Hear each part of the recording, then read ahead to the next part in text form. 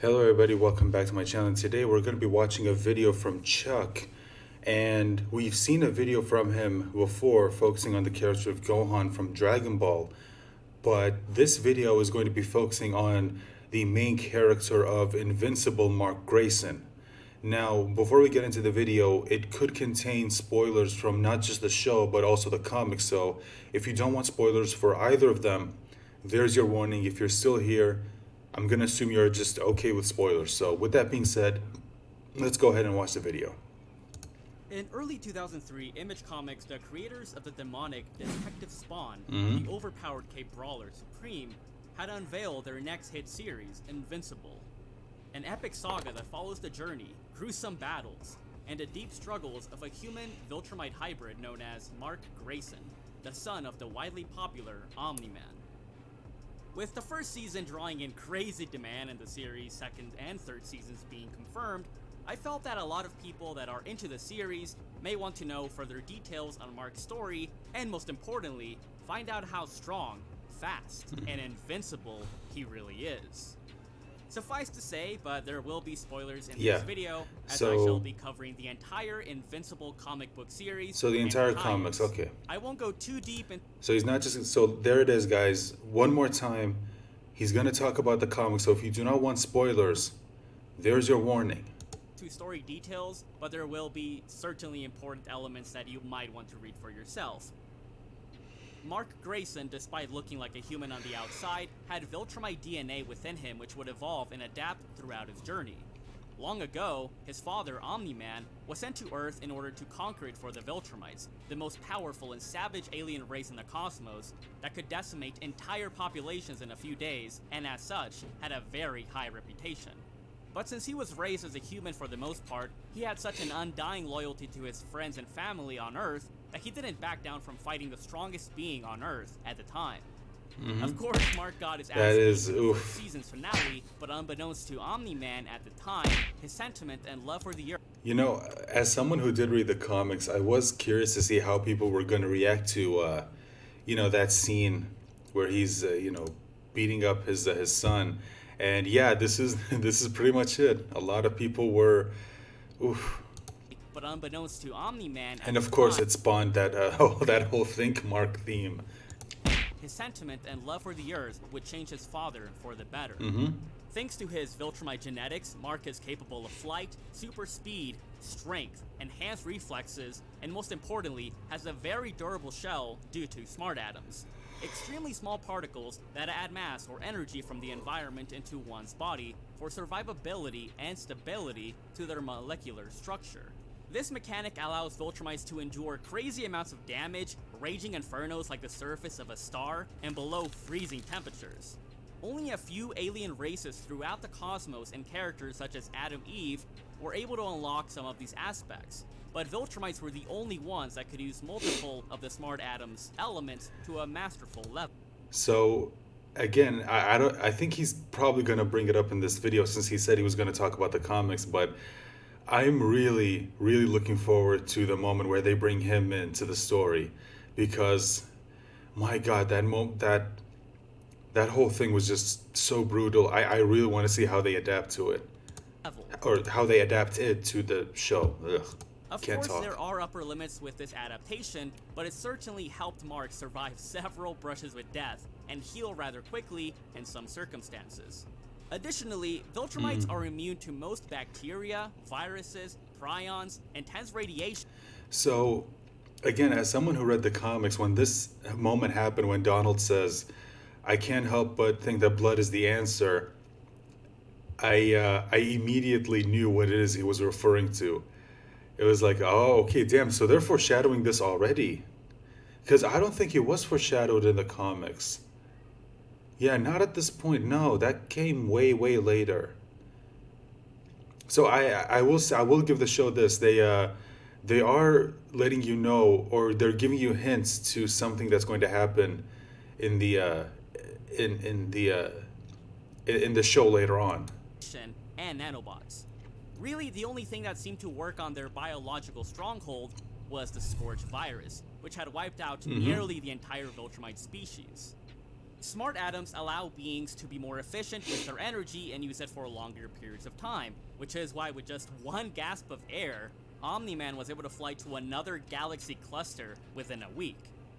And even if a Viltrumite were to run out of air, they can survive for extended periods of time without it.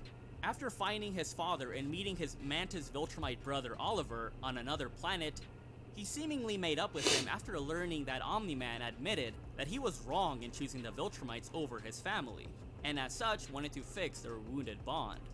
But unfortunately, since he left his post on Earth, the Viltrumites believed him to be a traitor and had sent out 3 Viltrumites to beat his ass and bring him in for execution. Despite getting his ass beat once again, Mark was able to somewhat hold his own against these much more experienced Viltrumites, and because of his bravery, he was spared, but at the cost of assuming Omni-Man's responsibility of taking over mankind. Yeah. Instead, Mark wanted to find a way to Also, save it. I like that they consistently kept the detail on his eyes being bloodshot because of what Immortal did to him by jabbing his thumbs into his eye His sockets. father and retaliate against the brutal Viltrumite Empire, which of course would have him And then later on it very happened to powerful Mark. adversaries. Let's say you're waiting for the release of the new Dragon Ball Super movie, the next season of Invincible, or the highly anticipated return of the Bleach anime. But in the meantime, what do? Simple, you just hop into the world of Raid Shadow Legends. Okay, nothing against Raid, but yeah. Let's sorry, this is, where is it? Okay, here we go. Evildoers. Mark's physical strength is no joke, as he was able to deal with civilization-wiping meteors on multiple occasions, either by smashing them apart or by Slowing them down, but he can smash them apart. Yeah, he can, but he preferred to slow it down because if he destroyed it, it would just cause it would actually cause a bigger problem because now you'd have smaller meteors hurling towards the Earth, which would cause even more damage. throwing them far away. From training with several 100-ton weights to helping another Viltrumite lift a giant cruise ship that can weigh over 150,000. Okay, hold on a second. So if you read the comics, you know who this is. I'm curious to see how the show is going to handle this, or if they're just going to cut it out entirely. I hope they don't, because if Amazon shows that they have the balls to actually adapt that scene, oof, like it would earn them a lot of respect for me. Because I know, considering today's climate, they're probably going to find some way to either allude to it or just outright show you that scene right there. It's right there in front of you on screen.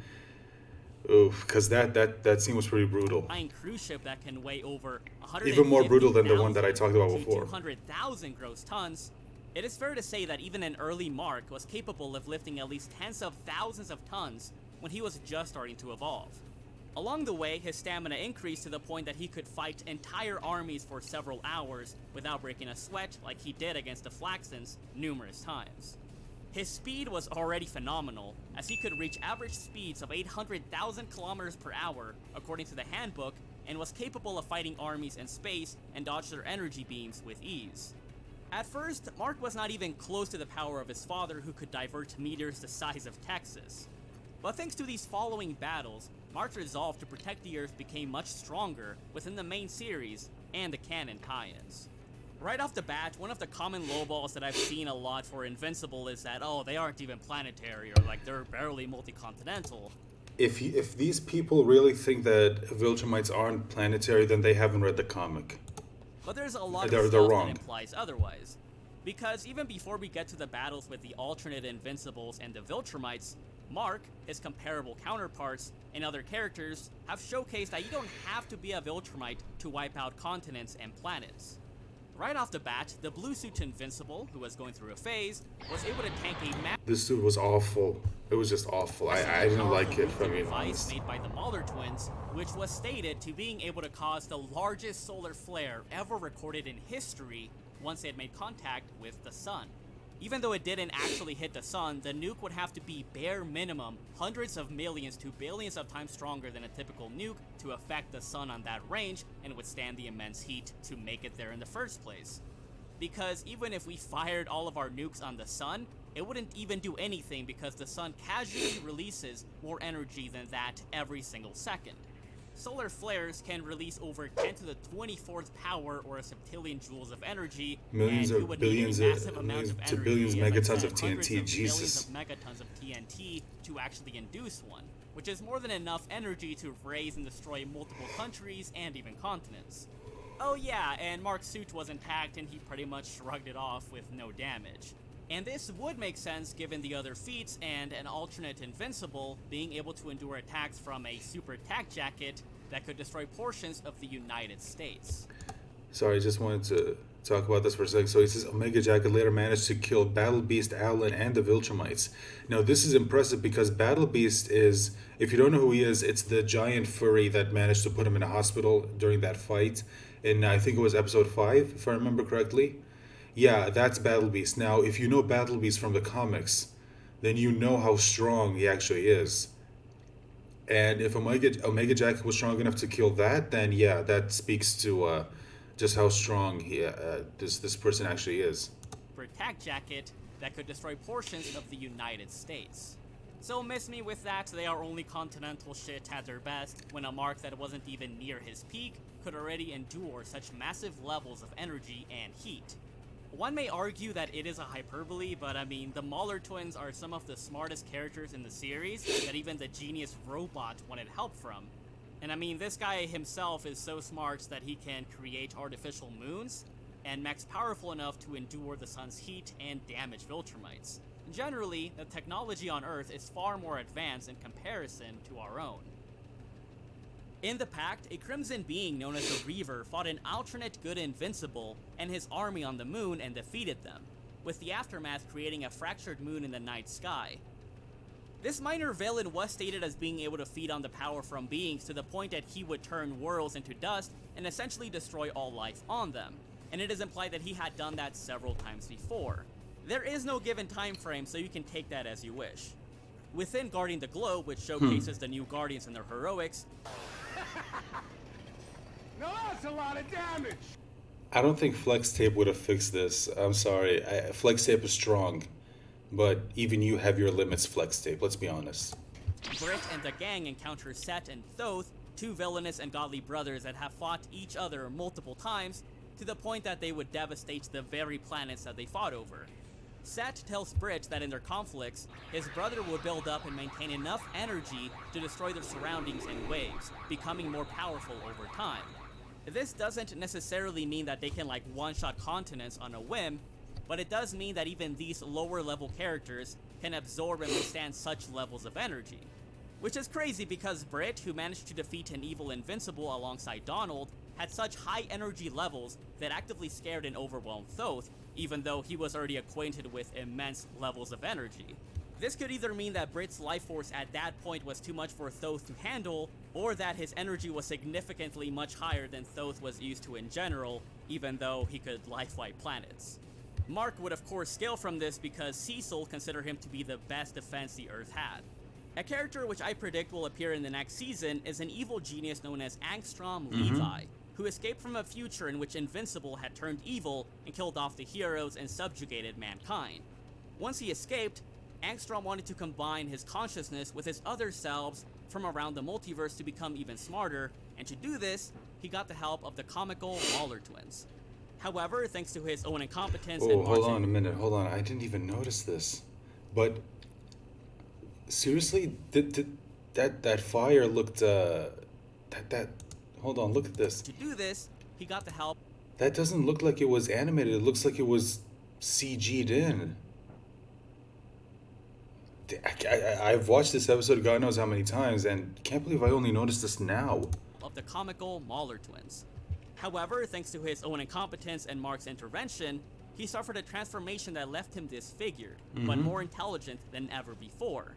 Even so, he was very petty, so he wanted to make Mark suffer by sending him across several dimensions, where he fought zombies, giants, dinosaurs, and eventually faced off against the world shaper Omnipotus and lived. We don't know how the battle really went down, but the fact that he almost beat all of the while depowered, yeah, oof. a worn down Invincible survived against this team buster is impressive. Omnipotus is a strange character to scale because although he has the reputation of being a life wiper or shaper of worlds, it is mentioned in the guidebook that through a chain reaction, he was able to wipe out a star system and had such immense energy reserves that he could eat away entire realities. In comparison to the other villains who were already capable of life wiping, he certainly seemed more dangerous even in a depowered state. This is really important because a stronger Omnipotus was one-shotted by Dinosaurus, who was comparable to a stronger Invincible that was not even near his peak, so the scaling really escalates the further you go on. Anyways, back to Angstrom. This man hated Invincible so much, like he had so much beef, that he even went after his mother and tortured her, which sparked such a huge fury within Mark that he had smashed Angstrom's body to a pulp, seemingly killing him off then and there. And I may do a more in-depth character analysis on Mark as he is quite complex, but I thought that this moment was very important for his development because he got a taste of his savage Viltrumite nature and realized that when it comes to saving the lives of others, being a hero isn't a black and white canvas, and as such lies more so on a gray line. But of course, Angstrom Levi survived upon being found by a heavily advanced group of humanoids and decided to bring upon a multi-dimensional invasion of twisted and outright evil iterations of our titular hero, which brought upon one of the biggest events in the series, the Invincible War. The Invincible War. Adam Eve, the Guardians of the Globe, Tag Jacket, and even Oliver had to face off against someone that they viewed in a positive fashion, but these iterations had committed several atrocities that the Mark they knew wouldn't do.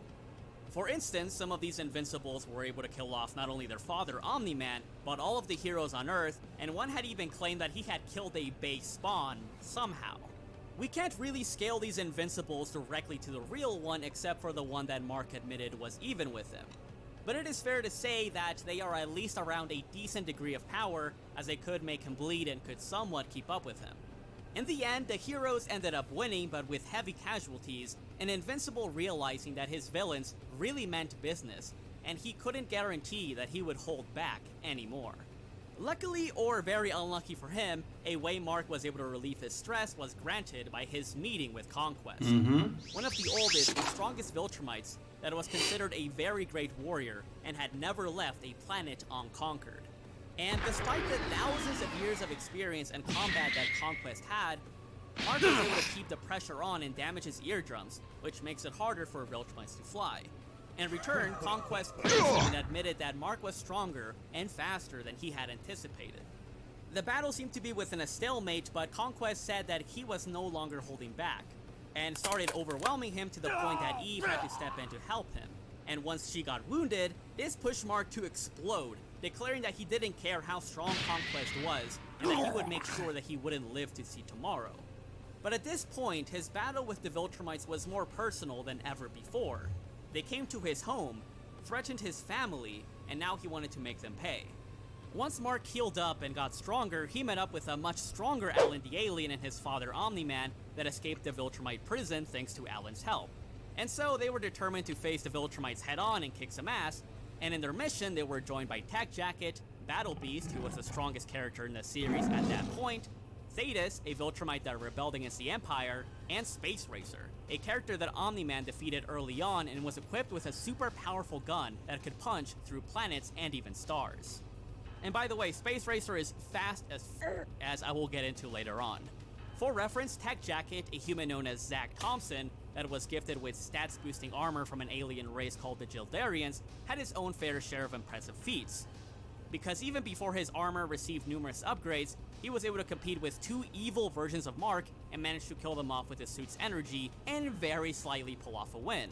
Afterwards, Zach becomes more powerful and encounters an alien bounty hunter known as Null, who was so powerful that he one-shotted a Galactus-like being who was known as an eater of planets, and who definitely hit the gym as he literally picked up and threw an entire town on Zach, a feat which would likely clock in at over millions of tons given the estimated volume of the town, and would scale to Mark given his later physical feats.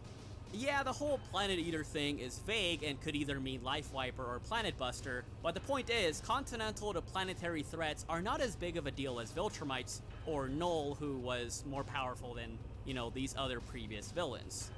As the team reached the Viltrumites' home turf, Mark was shocked at the fact that the man who nearly killed him and Eve was still alive. think, Cecil? You fool. Yeah, And in their oh second battle, boy. Mark was able to fight. Man, listen, in the comics, boy, I couldn't stand Cecil because he, my God, he made so many stupid decisions. Like, for one thing, he kept Conquest alive. Like, why the fuck would you do that? It's just, and then later when what happens to him, yeah, I didn't feel sad for it at all. I thought, Jesus Christ, finally, ugh, fuck this guy. Against Conquest slightly better, pressing him to reach for a breath of air and managed to overwhelm him and choke him out. At last, Mark was able to defeat one of his deadliest nemesis yet, but the battle left him with his torso resembling a Spinosaurus, as Conquest had basically punched his ribs right through him, exposing his guts to the arid planet's atmosphere. One important aspect about the Viltrumites is their tenacity to keep going in battle, or at least survive, for extended periods of time despite having really nasty flesh wounds. And we see this a lot with Mark. He gets really badly wounded, and although it did take him some time to heal, his resistance to pain only escalated with his willpower. At this point, Mark's power was almost comparable to Omni-Man's, and this makes sense given that his father had mentioned earlier on that he may eventually surpass him. Alright, so now we get to one of Mark's best feats and highlights within the Viltrumite War, which is when he, alongside his father, Thetis, and a shot from Space Racer, were able to destroy the planet Viltrum. A planet with 1.25 times the gravity of Earth, so even if it was the same size, it would be harder to destroy. Now, one thing that does downplay their capabilities is that they were momentarily passed out due to the immense energy being released, but one does have to keep in mind that this was the Mark prior to several power boosts, and they clearly weren't in tip-top shape because they were fighting a whole army beforehand. Anyways, this tactical and morale-crippling victory gave Mark a lot of confidence going into the endgame of the Viltrumite War, and he had to be confident because he had to fight someone that even Conquest was at the mercy of. Grand Regent Thrag, Yep. the best of the best among the Viltrumites that had thousands of years of experience, was a master of many combat styles, and most notably, was mad pissed by them destroying his planet. Thrag is so insane because he was able to speedless and decapitate Thetis, scare a beefed up Alan who had beat Omni-Man to a pulp earlier, and was so strong that Mark alongside Nolan were unable to do anything against him, to the point that Omni-Man was like, yeah, I think we're bro. And despite clearly defeating them, Thrag decided to spare them because he realized that he could use it to strike a bargain with them and use the Earth as the new foundation for the Viltrumite Empire. Sometime after the Viltrumite War and Thrag's exile, Alan sent out the only thing that he thought could put an end to Thrag, and that was Battle Beast and a payload of Ragnar. Massively powerful creatures that can already rival and kill Viltrumites. Just really quickly, with Battle Beast, I will do a video on him later on, but this guy literally was able to fight 4 to 5 Viltrumites at the same time and was like, bro, bring me more, I want to fight more fools. This guy is goddamn insane.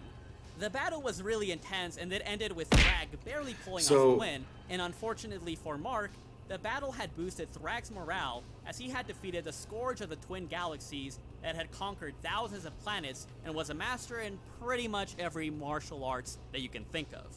So remember when I said earlier that the fact that Omega Jacket was able to kill Battle Beast and why that's going to be important? So you heard what he just said. Battle Beast was someone who was so strong.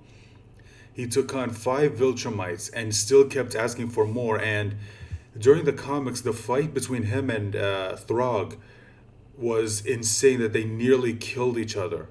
Throg was, who you just saw how strong he was, took on Alan, who was able to beat up Omni-Man. Omni-Man, who's even stronger than Mark, is, I mean, it's it's insane how strong this guy is. And Throg was barely able to kill this guy. Barely. That's how strong Battle Beast is. And Omega Jacket was able to kill him. And Alan. And a lot of Viltrumites. So that goes to show you that what he said before, that it's not just Viltrumites who are capable of, doing all these impressive feats, that in this universe, humans can do things that can even rival Viltrumites. So let's move on. Much every martial arts that you can think of. Given that Viltrumite DNA helps repair and adapt one's body, and it being an extremely taxing battle for him, it is likely that Thrag also became stronger, and he represented his Sigma status by wearing Battle Beast as his pelt. But even though Mark had gotten much more powerful, Thrag was still like a mountain too steep to climb, given that Thrag literally ripped him apart and killed him. But, thanks to his wife Eve's God mode, she was able to repair them and give him a slight power boost. I have to admit, this is one thing that I did not really like about the comics, that they made Eve kind of, they made her kind of bullshit broken, if you know what I mean. So, slight spoiler, it's revealed in the comic that Eve's powers are actually a lot more broken than what they initially showed us. So originally we thought that she could only affect certain things, that she can rearrange the molecules at her at her command. But later on it's revealed that even if you kill her, it's not going to work, because her body was, I don't know how, but it was somehow programmed so that if she ever were to die, her power would immediately kick in and it would bring her back to life. So that was revealed, I thought, okay, hold on a minute. So basically you made it to where she could never die. And that's just, I don't know, it kind of takes away all the tension. And the way they explained it is that when she dies, she for a moment gains access to her full capability, which is she's able to also affect organic life, i.e. people, whereas before she couldn't, because someone placed a limiter on her ability to keep her from being too strong.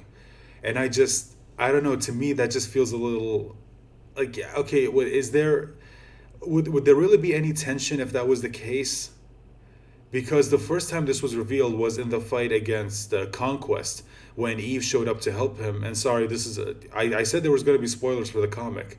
When Eve showed up to help him, Conquest killed her in front of him. And I thought, holy shit, they killed Eve.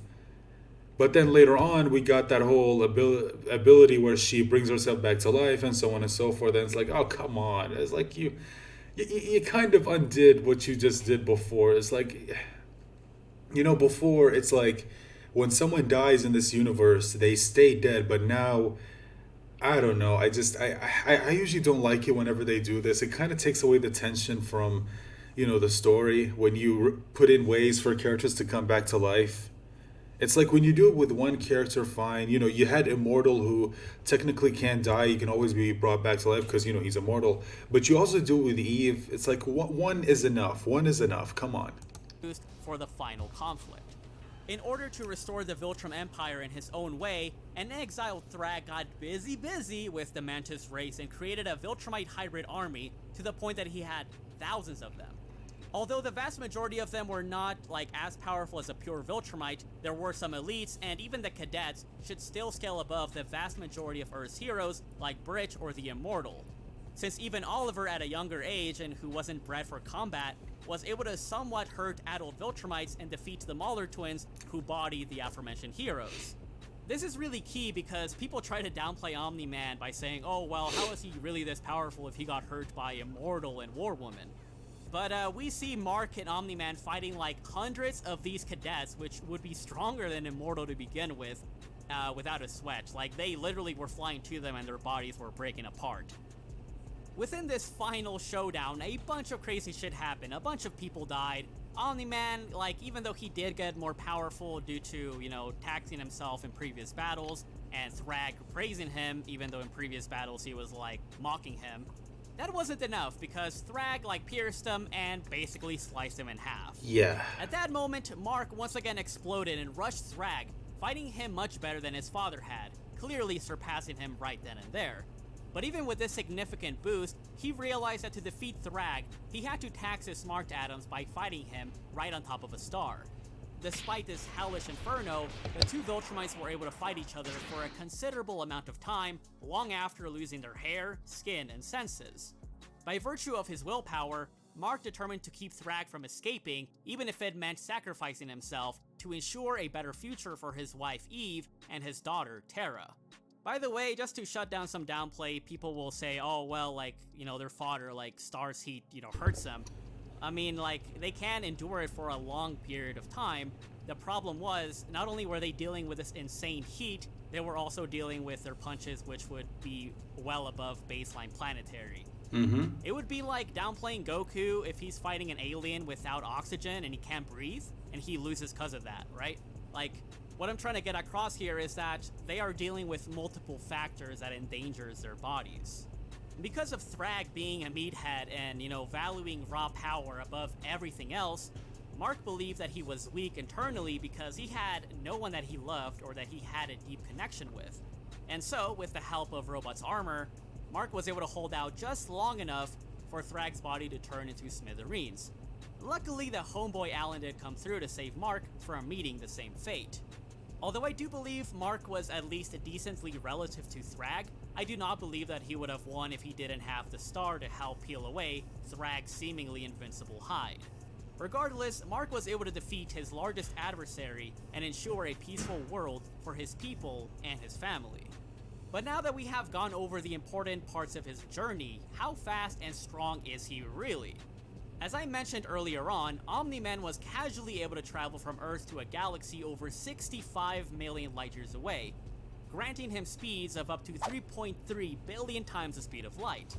Because of their smart atoms, Viltrumites can negate gravitational forces and create space warps as they build up enough mass, and said changes in their mass can create time dilations in combination with their speed, multiplying it far beyond the speed of light. In my Goku vs Omni-Man video, which you should definitely check out, several people were trying to downplay by saying they don't have combat speed feats on those levels, or that defeat was simply travel speed. Here's the thing though, Alan, whose job was to travel galaxies and report back and forth, was stated as having combat reflexes in proportion to his travel speed. Even so, an early Omni-Man and the Viltrumites that were sent out after him managed to completely overwhelm and speed blitz him. The official handbook does say that if they were to operate at those speeds, they would cause harm to the planet, so that is one reason as to why they cannot always fight and fly at top speed. I'm not saying that they can operate at millions or billions of times the speed of light all the time, but the fact is that they can reach and adjust to those speeds if needed. Space Racer, who helped Mark and the others fight the Viltrumites, was stated as being so fast in his bike that he seemed to be in two places at once, and that his laser bullets would race across galaxies. Keep in mind that some of these civilizations already had access to faster than light technology and could scan entire galaxies in a short period of time. But even then, it was hard, if not outright impossible, for the Space Racer to be detected. Albeit a good chunk of his speed would be attributed to his bike, he still had sufficient reaction times to keep up with Viltrumites, and his energy attacks were too fast for some of them, and they pretty much got wrecked on.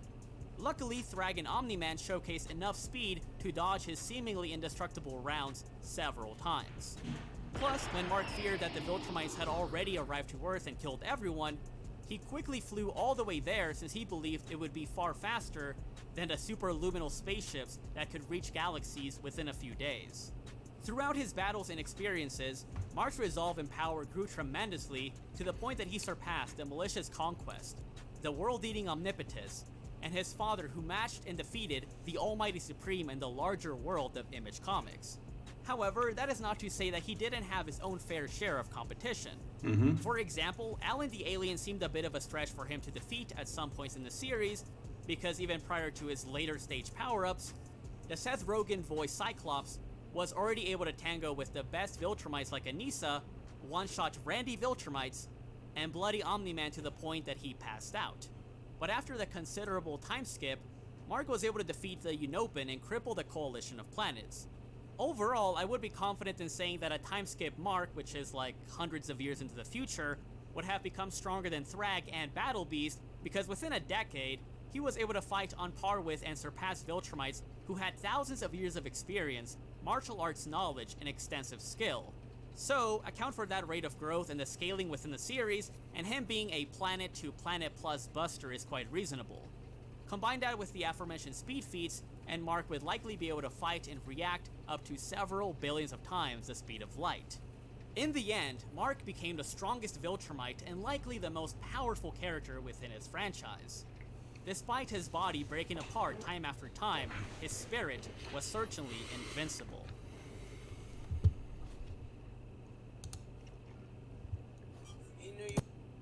Okay, so that's it? Yeah, okay. So that is the video, and yeah, the video outlined it pretty clearly. This guy is way, way more powerful than a lot of people gave him credit for, and I do agree with him at the end, and I was kind of worried that maybe he wasn't gonna mention it, but in the future, which happens close towards the end of the comics, he is shown to have grown exponentially stronger by like he said, the fact that he fought Alan and he was able to beat him, and he barely even had a scratch. That goes to show you just how much stronger he's gotten. And I do agree with him that he would have eventually gotten stronger than Thrag and Battle Beast, who were absolutely insane when it comes to strength. So guys, that's the video. Let me know what you guys think in the comment section down below, and go show Chuck some support. The link to his channel will be available in the description box down below. Thank you so much for watching. I hope you enjoyed the video, and I hope to see you for the next one. Bye for now.